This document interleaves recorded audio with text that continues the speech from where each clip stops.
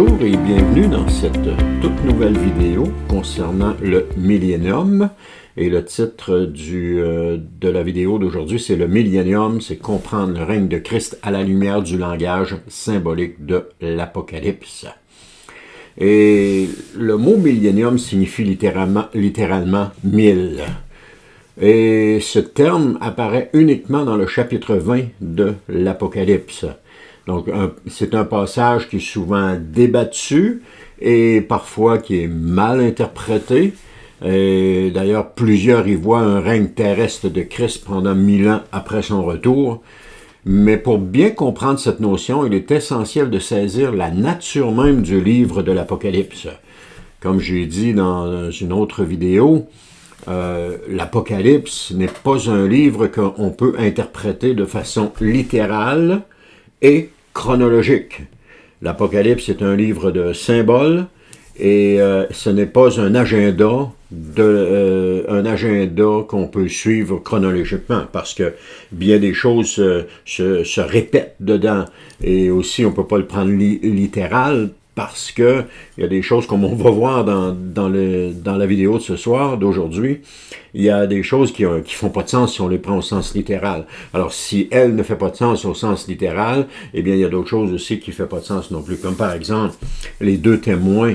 Les deux témoins ne peuvent pas être pris au sens littéral. C'est pas deux témoins qui témoignent de Christ à Jérusalem, et etc. Non, c'est un symbole, c'est une symbolique. En réalité, les deux témoins, j'aurai peut-être l'occasion de faire une vidéo là-dessus éventuellement, mais les deux témoins représentent l'Église qui témoigne du nom de Christ. Et ce qui va arriver aux deux témoins, ça nous démontre juste que lorsqu'on témoigne de Christ, il y a la persécution, etc., etc. Donc, les deux témoins représentent l'Église. Alors, on ne peut pas les prendre de façon littérale, ça ne fait pas de sens, là. On dit que le livre de l'Apocalypse est hautement symbolique et qui ne peut pas être interprété littéralement comme un récit historique, parce qu'il s'agit d'une révélation prophétique. Et c'est transmis à travers des visions symboliques. Et c'est un peu de la même façon on retrouve ça un peu de la même façon dans le livre de Daniel, d'Ézéchiel et de Zacharie. Donc, commençons avec le premier point, c'est l'Apocalypse, un livre prophétique et symbolique. Le livre commence au premier chapitre, premier verset, commence ainsi. Révélation de Jésus-Christ que Dieu a donné pour montrer à ses serviteurs les événements qui doivent arriver bientôt. Il l'a fait connaître en envoyant son ange à son serviteur Jean. Donc, il s'agit d'une révélation. En grec, apocalypsis, c'est-à-dire un dévoilement de réalités spirituelles cachées, exprimées à travers des symboles puissants. Comme par exemple, Jean voit Jésus comme un agneau égorgé. Il nous dit ça dans Apocalypse chapitre 5, verset 6, ça dit « Je vis un agneau qui se tenait au centre du trône. Il avait 7 cornes et 7 yeux. Il avait l'aspect d'un agneau qu'on aurait égorgé. » On voit bien ici qu'il ne s'agit pas d'un animal réel dans un premier temps et qu'il ne s'agit pas du corps, comment est-ce qu'on dirait, du corps glorifié de Jésus, mais c'est plus un symbole de Christ crucifié et victorieux. Jean aussi voit Christ tenant 7 étoiles et marchant au milieu des 7 chandeliers. Et Apocalypse 1.20 nous dit « Voici le mystère des 7 étoiles que tu as vues dans ma main droite et les 7 chandeliers d'or. » Alors on voit que Jésus, ici, est en train d'expliquer la signification du symbole que Jean a vu. Il dit « Les 7 étoiles sont les anges des 7 églises, et les 7 chandeliers sont les 7 églises. » Donc, on voit ça dans Apocalypse 1.20, comme je vous ai dit tantôt. Donc, c'est une image, encore une fois, c'est un symbole qu'on ne peut pas prendre de façon littérale. Et aussi, une femme est vue, vêtue du soleil, avec la lune sous ses pieds et une couronne de 12 étoiles. Apocalypse chapitre 12, verset 1, ça dit « Un grand signe apparut dans le ciel. Une femme enveloppée du soleil avait la lune sous ses pieds et une couronne de 12 étoiles sur sa tête. » Donc, encore une fois, c'est quelque chose on peut pas prendre de façon littérale. Et cette femme qu'on voit ici symbolise le peuple de Dieu et non une femme littérale dans les cieux. Et juste ça ici, là, ça démolit complètement la prétention du dispensationalisme qui veut que l'Église soit enlevée avant la période des tribulations, puis qu'elle soit plus dans le reste du livre d'Apocalypse. On est au chapitre 12 et on voit vraiment que le peuple de Dieu est là. Ensuite de ça, la fameuse bête à 7 têtes et 10 cornes représente un pouvoir politique et persécuteur. Ça doit dire dans Apocalypse chapitre 13, verset 1, « Puis je vis une bête sortir de la mer. Elle avait 10 cornes et 7 têtes. » Donc ces exemples qu'on vient de voir démontrent que l'Apocalypse utilise un langage symbolique pour décrire des réalités spirituelles invisibles ou futures. Et juste une petite parenthèse ici, le livre de l'Apocalypse a été écrit dans le but d'encourager les croyants qui passaient à travers la persécution. Et le livre de l'Apocalypse a pour but aujourd'hui de nous encourager, nous comme croyants, qui passons à travers la persécution ou qui allons passer à travers la persécution. Parce que ce livre nous démontre Jésus victorieux, l'Église victorieuse, amen, et la fin qui est dans la vie éternelle à laquelle on peut se raccrocher pour persévérer. C'est ça le livre de l'Apocalypse. Donc interpréter, comme on vient de voir, interpréter ces visions littéralement, ça mènerait à des confusions, tout simplement. L'autre point, c'est le millénium, un symbole d'un règne spirituel. Dans Apocalypse 20, Jean parle de 1000 ans. Ça nous dit, Apocalypse chapitre 20, versets 2 et 3, « Il se saisit du dragon, de l'antique serpent, c'est-à-dire le diable ou Satan. Il l'enchaîna pour 1000 ans et le précipita dans l'abîme. Après cela, il faut qu'il soit relâché pour un peu de temps. » Et le passage qui suit, Apocalypse chapitre 20, verset 4, « Ils revinrent à la vie et régnèrent avec le Christ pendant 1000 ans. » Ce chiffre n'est pas à prendre littéralement, comme une période de 1000 ans où est-ce que Christ va régner à Jérusalem et que nous, les croyants qui avons été enlevés avant la période de la tribulation, allons juger les nations et allons régner avec Christ.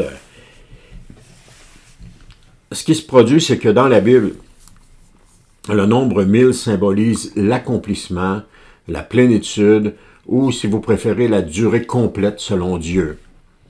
C'est un chiffre d'abondance et de totalité, ou encore, on peut facilement, on l'interprète aussi de cette façon-là, une période de temps indéterminée. Et c'est là que des passages comme Psaume, 2 Pierre, prend toute sa signification. Comme par exemple, 2 Pierre 3, 8, qui dit « Mais il est une chose bien-aimée que vous devez savoir, ne devez pas oublier. Pour le Seigneur, un jour est comme 1000 ans, et 1000 ans sont comme un jour. » Donc, ils sont une période indéterminée. 1000 ans, c'est une période indéterminée. Et ici, Pierre nous dit qu'ils sont comme un jour. Et si vous vous souvenez, dans Genèse 1, Dieu a créé la terre en 6 jours. Donc, 6 jours, c'est pas 6 jours littéral, mais c'est sur une période de temps indéterminée qui a créé chacune des choses qu'on a aujourd'hui. Dieu est le créateur, et c'est dans cette période-là qu'il l'a créé. Donc, on peut comparer avec cela, puis arriver à cette déduction-là, puis ça fait beaucoup de sens aussi. Parce que, oui, Dieu est Dieu, il peut créer tout ce qu'il veut en un jour, mais on voit que des fois, il y a des choses qui prennent plus de temps. Bref, c'est une petite réflexion comme ça. Et il dit aussi dans Psaume 50, verset 10, « Tous les animaux des forêts m'appartiennent, même les bêtes par milliers sur les montagnes. » Donc, les bêtes par milliers, donc les bêtes, un nombre indéterminé. Donc, ces versets montrent clairement que le chiffre 1000 représente une durée indéterminée, mais complète, au point de vue de Dieu. Alors, le règne de Christ est une réalité présente aujourd'hui. Honnêtement, quand j'ai lu sur cela et que je suis arrivé sur cette théorie-là, cette définition du millénium, j'ai eu un peu de misère. Je ne l'ai pas accepté tout de suite. Il a fallu que je prenne du recul et puis que je prenne le temps de réfléchir, de prier et d'essayer de comprendre parce que c'était Parce qu'on nous a enseigné dans le passé que 1000 ans, c'est 1000 ans, Jésus revient, bon, on règne pendant 1000 ans, etc. On nous a enseigné ça. Et c'est la seule chose qu'on a entendue à propos du millénium. C'est la seule chose qu'on a connue à propos de cela. Et là, quand l'auteur que je lisais, c'est Joe Ortiz qui s'appelle, que je lisais et qui parlait du règne de 1000 ans, là, j'ai dit, aïe, aïe, attends un peu, là. Tout ce qu'il avait écrit auparavant que j'avais lu, c'était super intéressant, ça faisait beaucoup de sens, mais là, il m'annonce un règne de 1000 ans qui est maintenant, qui est une période indéterminée. Il a fallu que je prenne un peu de recul. C'est la même chose avec un autre passage. J'ai pas la référence avec moi. Là, je fais une autre parenthèse ici. J'ai pas la référence avec moi. Mais le passage nous parle et dit que deux seront dans un champ. Un sera pris, l'autre laissé. Et deux seront en train de moudre, à la roue pour moudre le grain, je pense. Un sera pris, l'autre laissé. Puis deux seront dans un lit, un sera pris, l'autre laissé.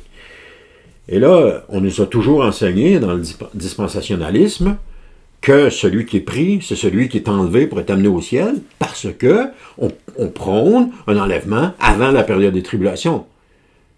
Mais quand on regarde le contexte de ce passage, on s'aperçoit que c'est pas ça, mais pas ça du tout. Et encore une fois, il a fallu que je prenne du temps pour me bien assimiler tout cela, parce que c'était contraire à ce qu'on m'avait dit. Parce qu'en réalité, quand on regarde les passages qui sont associés à cela, la première chose que Jésus envoie, quand il envoie les moissonneurs, c'est de ramasser l'ivraie, de la lier et de la brûler. Et il y a un autre passage aussi qui est similaire à ça. Donc, on enlève ce qui est mauvais pour le jeter et on conserve ce qui est bon. Et c'est un peu la même chose avec cette parabole-là que Jésus a fait. Donc, si deux sont dans un champ, un est pris, l'autre est laissé, c'est-à-dire que celui qui est pris, c'est pas être jugé. Et tandis que l'autre qui est laissé, c'est pour être amené avec Christ dans les cieux. Et seulement... Alors, je vous dis ça parce que ça peut arriver que dans le règne de 1000 ans, vous vous posiez des questions, vous dites, voyons, il est fou raide, lui, là. Ça n'a pas de bon sens. Non, laissez-moi vous dire que je suis pas fou raide, je suis pas hors de sens, je suis dans tout mon sens, dans tous mes sens, et j'ai toute ma tête. C'est juste que on nous a jamais enseigné cela. Il n'y a jamais rien qui a été enseigné pour contrebalancer le dispensationalisme. On nous a toujours enseigné le dispensationalisme comme étant la seule explication possible de la prophétie de la fin des temps. Alors, on nous a toujours montré comme juste un côté de la médaille, puis on nous dit, regarde, c'est ça qui est bon, c'est ça, il n'y a pas d'autre chose. Alors qu'en réalité, il y a un autre côté, il y a un autre revers à cette médaille-là. Et c'est ça que je vous apporte. Et à partir de là, mon but, c'est pas de vous pousser ça dans la gorge, mon but, c'est de vous amener à réfléchir et à dire, oh, attends un peu, est-ce que c'est possible que ce qu'on m'a enseigné pendant des années soit pas tout à fait exact? C'est juste ça que je veux vous amener. C'est juste là que je veux vous faire réfléchir. Que vous ayez la même réflexion que j'ai eue. Et que vous remettiez en question le dogme qui vous a été enseigné, qui n'est peut-être pas tout à fait, qui n'est pas biblique pantoute. Disons, appelons un chien et un chat, il n'est pas biblique, mais pas du tout. Bon, je ne me ferai pas des amis, mais je ne suis pas ici pour me faire des amis. Donc, le règne de Christ, une réalité présente. Alors, loin d'un règne politique terrestre futur, le millénium symbolise, selon toute vraisemblance, la période actuelle du règne spirituel de Christ. Juste une chose aussi, on me dit que je suis amillénariste. Non, je ne suis pas rien de ça. Je suis juste quelqu'un qui étudie les prophéties de la fin des temps et qui essaie de comprendre, à la lumière des Écritures, qu'est-ce que ça signifie. C'est ça que je suis. Collez-moi pas d'étiquette, c'est pas nécessaire de me coller une étiquette. De toute façon, j'en veux pas d'étiquette. Je suis un enfant de Dieu et qui étudie les prophéties bibliques et qui essaie de trouver la vérité dans tout cela, tout simplement. Donc, ce règne de 1000 ans, donc ce règne d'une période indéterminée, fut inauguré par la résurrection et l'ascension de Jésus, et il s'étendra jusqu'à son retour final. Et pourquoi c'est indéterminé? Parce que Jésus l'a dit qu'on ne peut pas savoir le jour de son retour, seul le Père le sait. Alors encore une fois, je fais une autre parenthèse, si quelqu'un vous annonce une date pour le retour de Christ, il est dans le champ. Et même s'il vous dit, le Seigneur m'a dit, il est dans le champ. Alors ce règne a été inauguré, comme j'ai dit, par la résurrection et son ascension, puis il va s'étendre jusqu'à son retour final. Jésus règne déjà. On voit ça dans Éphésiens chapitre 1, versets 20 à 21, qui dit « Il l'a ressuscité d'entre les morts et l'a fait siéger à sa droite dans les lieux célestes, au-dessus de toute dénomination, de toute autorité et de toute puissance. » Et les croyants nés de nouveau participent à ce règne. On voit ça dans Éphésiens chapitre 2, verset 6. Par notre union avec Jésus-Christ, il nous a ressuscités ensemble, il nous a fait siéger ensemble dans le monde céleste. Pendant ce temps, Satan est limité. Parce que maintenant a lieu le jugement de ce monde, Jean 12, 31, maintenant le dominateur de ce monde va être jeté dehors. Et là, vous allez comprendre, vous allez mieux comprendre ici. Dans Matthieu 12, 28 à 29, qui dit « Mais si c'est par l'Esprit de Dieu que je chasse des démons, alors c'est que le royaume de Dieu est venu jusqu'à vous. Ou bien, comment quelqu'un pourrait-il entrer dans la maison d'un homme fort et piller ses biens sans avoir d'abord attaché cet homme fort? Alors seulement il pourra piller sa maison. » Ici, Jésus fait un lien ici avec l'homme fort et qui est attaché. Et c'est la même chose. Jésus a attaché l'homme fort. Il l'a attaché. Et il ne lui est pas permis d'empêcher la propagation de l'Évangile de Jésus-Christ. Et si l'Évangile se répand aujourd'hui dans le monde, c'est parce que Satan est lié sur cela. Parce que ce lien de Satan ne signifie pas qu'il est inactif, mais qu'il ne peut empêcher la proclamation de l'Évangile parmi les nations. Il est lié dans ses capacités à dominer les peuples comme avant la croix. Avant la croix, il pouvait faire ce qu'il voulait. Mais depuis la croix, il ne fait plus ce qu'il veut. Maintenant, un autre point, c'est l'espérance chrétienne, non un royaume terrestre, mais une nouvelle création. L'idée d'un règne terrestre littéral de 1000 ans est étrangère à l'enseignement de Jésus et des apôtres. Jamais Jésus n'a promis un royaume politique temporaire. Il n'en a jamais parlé, ni à ses disciples, ni dans ses paraboles, ni à la foule. Il n'en a jamais parlé. Son royaume n'est pas de ce monde, nous dit Jean 18, 36. Et notre espérance ultime, comme croyants, n'est pas un règne millénaire de 1000 ans après que Satan est relâché, puis qu'on recommence encore avec ce qu'on vit présentement. Non, notre espérance ultime est la nouvelle Jérusalem, la nouvelle création. Et c'est ce que je dis aux gens dans mon église. Visez le ciel, visez l'éternité. Visez pas ce monde, parce que vous allez rester dans ce monde. Visez l'éternité si vous voulez avoir l'éternité. Visez surtout pas un gouvernement millénaire sur la terre.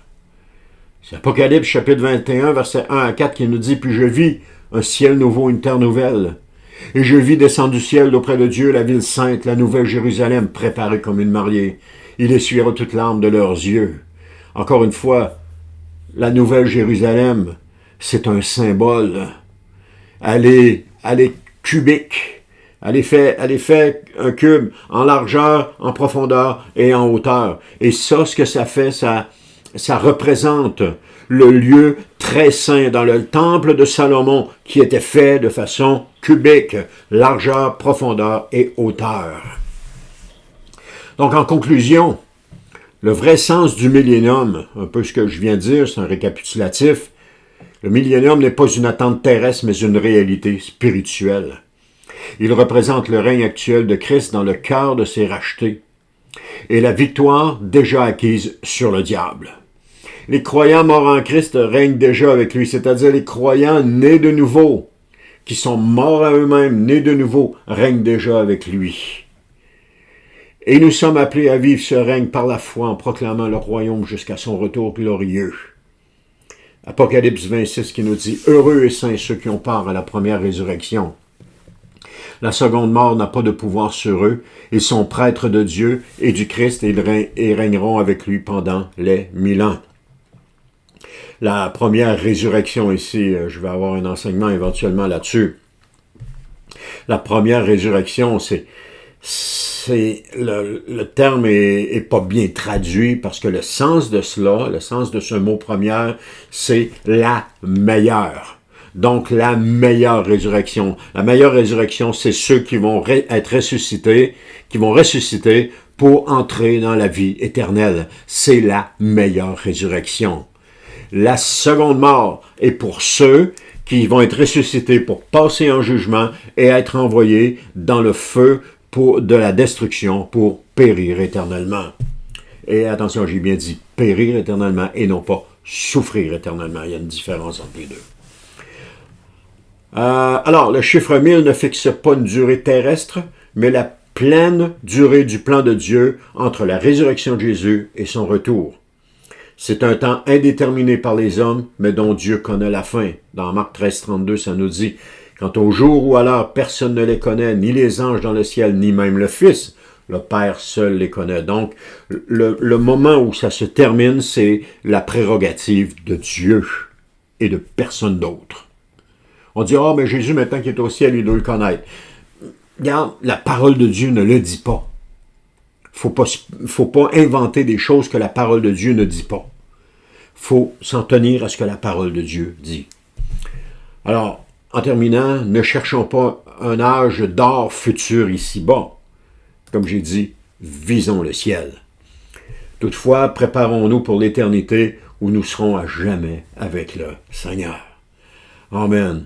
Et c'est ça la beauté du livre de l'Apocalypse. C'est qu'il nous amène à la fin où est-ce que nous sommes victorieux, plus que vainqueurs, et que nous avons part à la vie éternelle avec notre Sauveur. Alléluia.